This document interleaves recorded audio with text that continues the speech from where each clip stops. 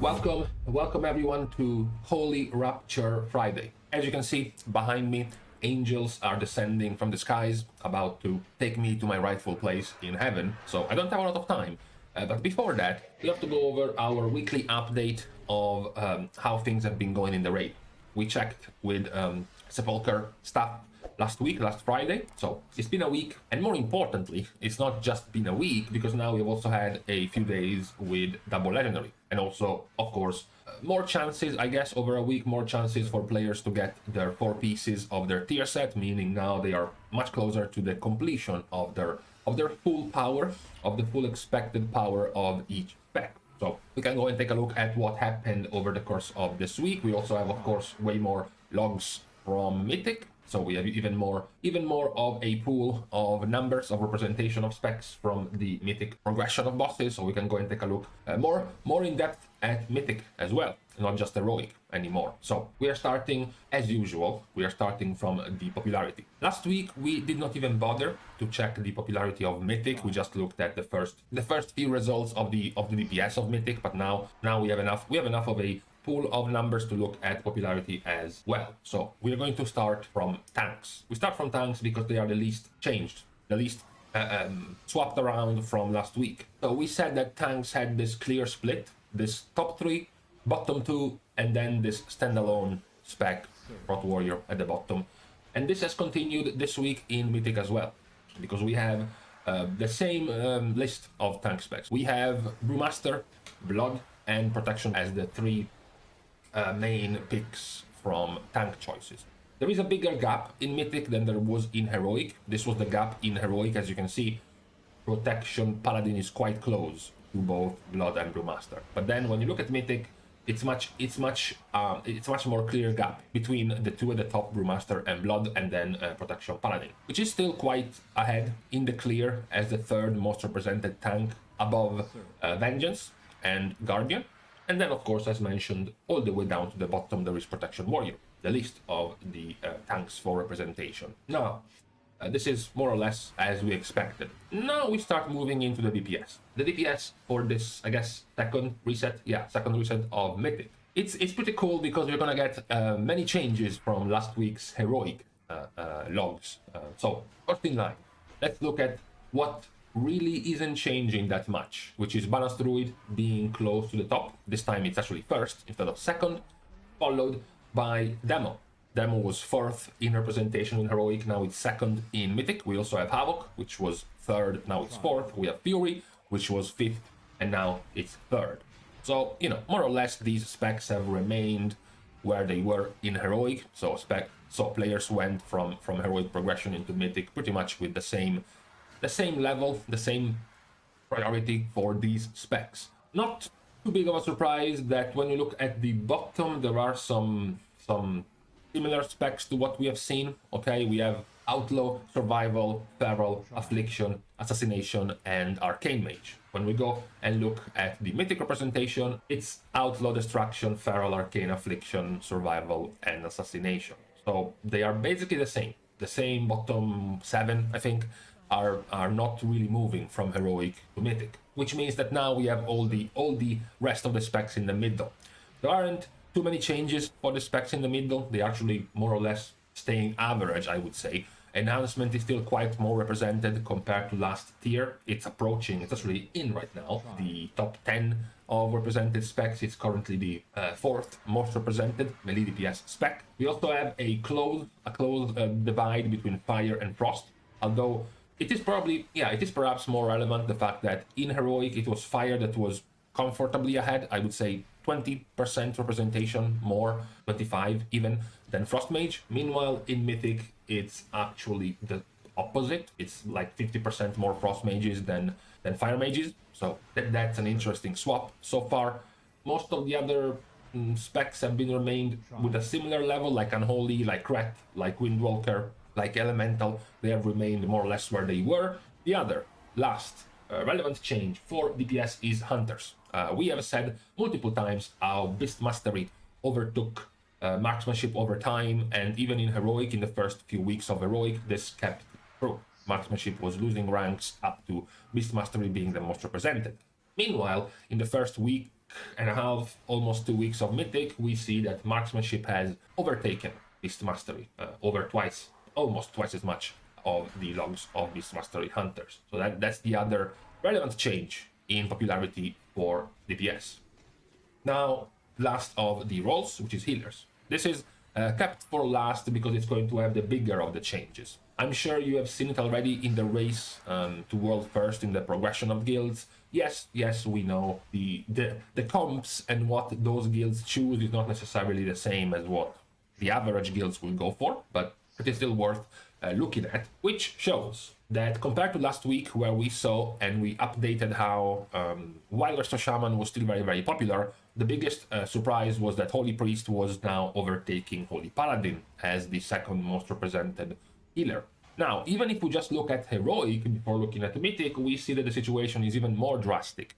Holy Priest had gapped Holy Paladin even more, and it has consolidated itself as the second most popular pick in Heroic, very close to Restoration Shaman. If we look at the trend, by next week, when we look at this again, Holy Priest should be the first one, the first spec, given the growth it's been having. The other specs have kept their trend. Mistweaver and Restoration in the bottom half, although Restoration also has gained quite more compared to last week. So this was for Heroic.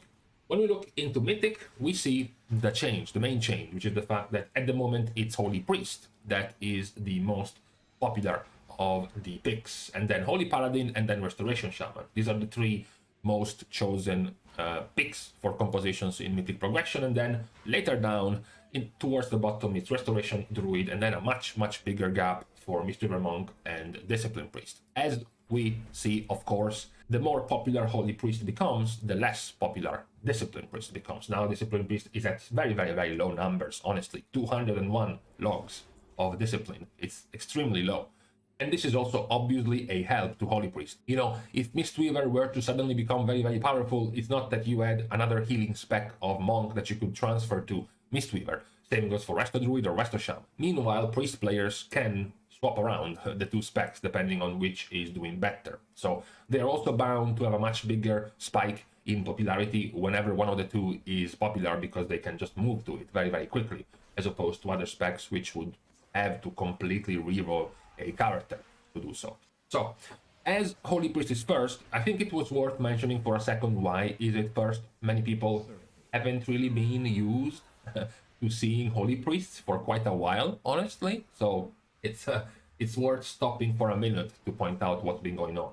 So, as we said before, I don't accept your ignorance on this point. As we said before, there are two classes of healers. There are the healers that heal through very consistent healing, very high HPS. So how much they can heal continuously over time, and these three specs are Holy Priest, Restoration Druid, and Mistweaver Monk. Then you have the other class of healers, which is the big cooldowns, big damage reduction, and utility they can bring to the raid, which are Discipline Priest, Holy Paladin, and Restoration Shaman. Generally speaking, the big strong cooldowns were the cornerstone of these specs compared to the HPS ones. So we have seen at the start of this tier, for example, that Restoration Druid has gained a lot more popularity, and more importantly, that Holy Priest has gained even more popularity. So reason number one is that this raid, as opposed to Sanctum of Domination, is much more about consistent damage rather than big massive hits. This entire raid tier seems almost tailored by Blizzard to be about HPS, to be about consistent healing. If you go back to Sanctum and you remember things like the Shatter and the Dispels, the explosions of Ner'zhul, the chains breaking of Soul Render, the spikes exploding of Kaltuzad, the Dark Fate or whatever dot of Fate Scribe, and the explosion of the tank on Fate Scribe, you have then the cooldowns of Sylvanas. All of those were favoring short and very effective cooldowns. Spirit Link, Barrier, Spirit Shell from Aura Mastery with Devotion Aura, right? Those were massive hits in short period of time. Then we go into Sepulcher, and it's kind of the opposite. All of these bosses so far don't really have too many windows of very short damage.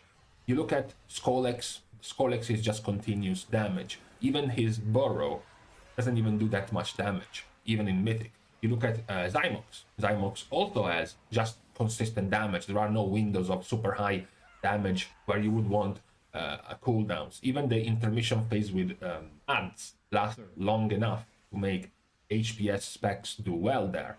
And this continues, you know, Prototype Pantheon, you have Lehuvim, you have even Alondrus, which is very, very spread. It doesn't make for very good stacking inside of cooldowns. Lords of Dread, the big swarm of Lords of Dread lasts for 20 seconds. That's not very good for things like Link or Barrier. It's much better to have consistent HPS specs for an ability like that. So that is a big reason why HPS specs are on the rise. But you could say, well, you know, technically speaking, both Restoration Druid and Mysterious Monk would be above Holy Priest if you are looking at pure HPS. So why are they still bringing Holy Priest? Well, the other reason for this is the buffs that Holy Priest has received, particularly around this cooldown right here, Symbol of Hope.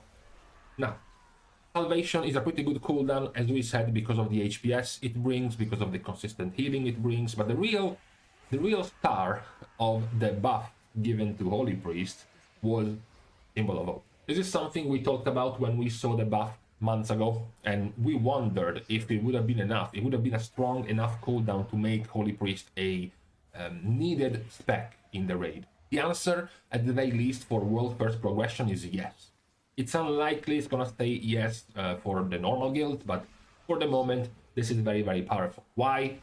If you read there, it says that the players affected by Symbol of Hope are going to recover 60-second cooldown of a major defensive ability. This is huge.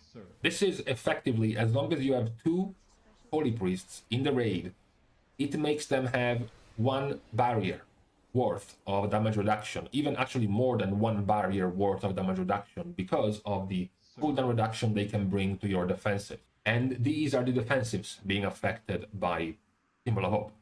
And these are all of the defensives at 2-minute cooldown or lower. This means, very shortly, that if you have at least 2 Holy Priests in the raid, you can have the entire raid pretty much use the defensive cooldowns, and then use a few seconds later, back to back, 2 Symbols of Hope, and you will have those defensive cooldowns back up again. So that is one of the major powers of Holy Priest, which is getting not as noticed. A lot of people look at the HPS or the big cooldown like Salvation, but really undersell the power and the value of something like Symbol of Hope. Of course, for World First progression, the mana regen you gain is also very valuable. 15% of your mana back every 3 minutes. You were looking at some of the progression, for example, on Rigalon of Liquid, where they were bringing 4 Holy Priests. 4 Holy Priests, by the way, is equals to 60% of your mana being regenerated every 3 minutes. And 4-minute cooldown reduction of your personal defensives every 3 minutes.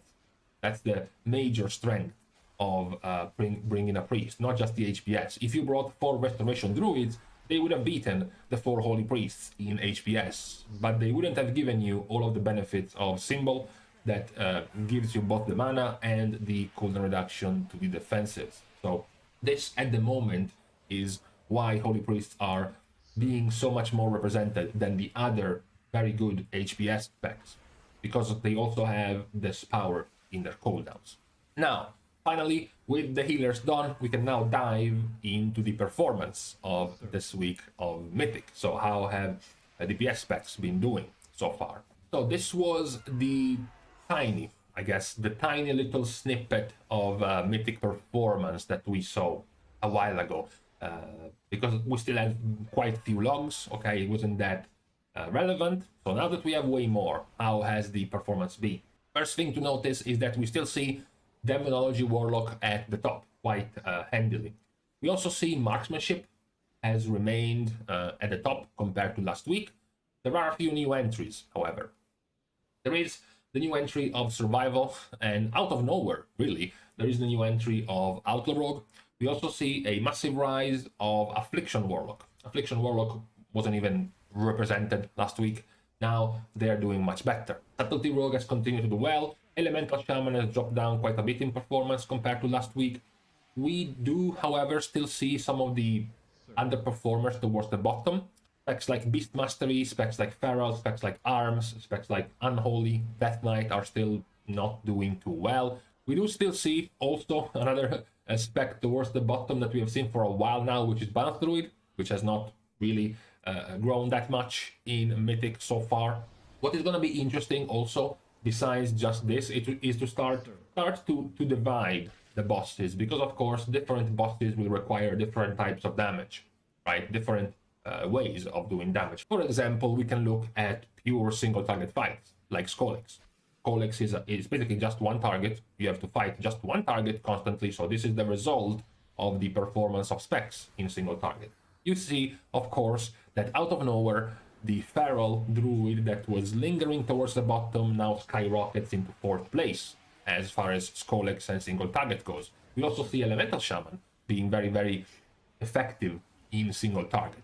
We do see other respected specs doing much better. For example, Shadow Priest in single target. Suddenly we all see the 3 rogue specs being towards the top when it comes to single target. And then also, to no surprise, really, we see Windwalker Monk going at the bottom of single target. We see Affliction Warlock, Destruction Warlock, Unholy and Frost DK. Even Havoc Demon Hunter going much lower when it comes to single target damage. Then we can move to a more Cleave-centric fight, like Dosen. Dosen is going to have for a while an extra ad spawning that needs to be focused a lot, but you know, you can Cleave still on the boss. You can see that Demonology Warlock is still present towards the top. We do see Outlaw Rogue, which is quite good at cleaving with Blade Flurry. You see Frost Mage, of course, which is quite good at that. Still we see the more AoE centric specs being towards the bottom. Right? We see Windwalker in here. Again, Arms is towards the bottom. Balance Druid still is not performing very well. Frost DK as well doesn't have too good of a performance on just a couple of targets. And then we can look at AoE heavy phases that can change the overall damage of the fight. Think about something like Soul Render, for example. Now you have Zymox and his intermission phase with ads spawning, giving you lots of AoE available to your spec. And this is what we have when we look at Zymox. The result is that, of course, to the surprise of absolutely nobody, you have specs like Windwalker and specs like Marksmanship thanks to their AoE burst, and now in that category we have to add Survival Hunters as well, of course, because of their very good and effective AoE damage they can bring into the fight. Unsurprisingly, we do have some lower results. I was pretty surprised by Elemental. Apparently now we live in a bizarro world where Elemental is doing quite well in single target and in AoE phases, not as much. I would have thought they would have been able to keep their very strong AoE burst. Perhaps they weren't even playing for AoE in the Zymox fight. We do have other I would say at this point consistent results, because Balanced Druids are still towards the bottom. We have seen them towards the bottom in a fight around single target, in a fight around Cleave, and now in a fight around AoE. They are still not performing, no matter what. Of course, as we look at the DPS, and also the different types of damage profile of DPS, and how the specs have been doing, there is also worth mentioning the fact that we are now at the moment at the level where everyone is starting to get to legendaries. So a lot of these logs are still from when you only had one legendary, and also not to mention the 2-piece and the 4-piece set bonus that players have or do not have.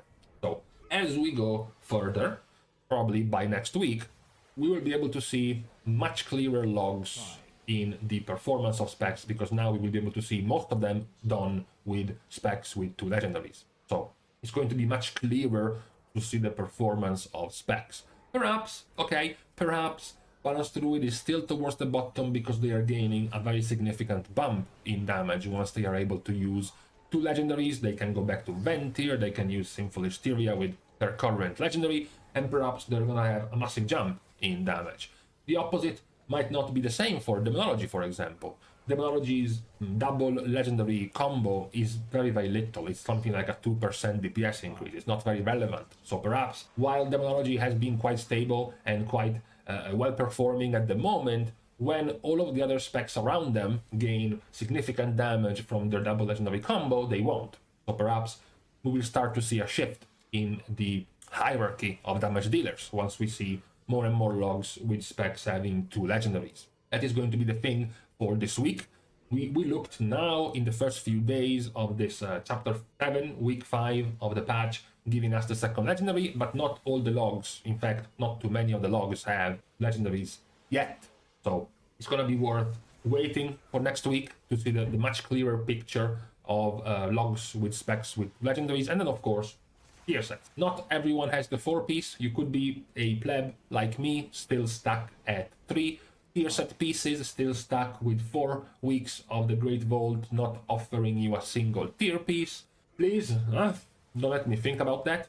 For now we can stop here when it comes to our weekly review and update on the state of raids and progression for specs so far. Of course, also as we go deeper week by week, we will be able to, I guess, explore more and more mythic bosses, right? As of right now, there are pretty much enough logs to look at the first 3 to 4 bosses, basically. After that, it starts to become really, really low.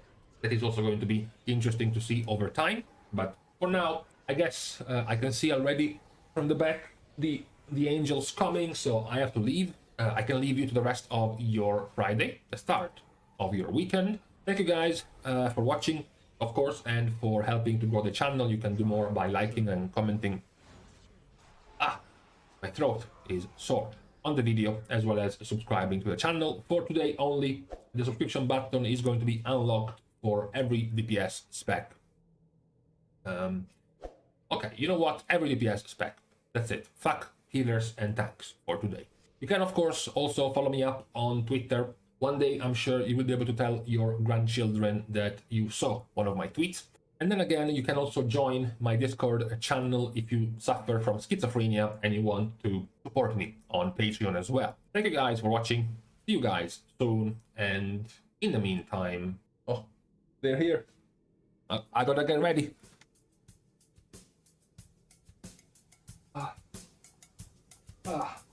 Jesus.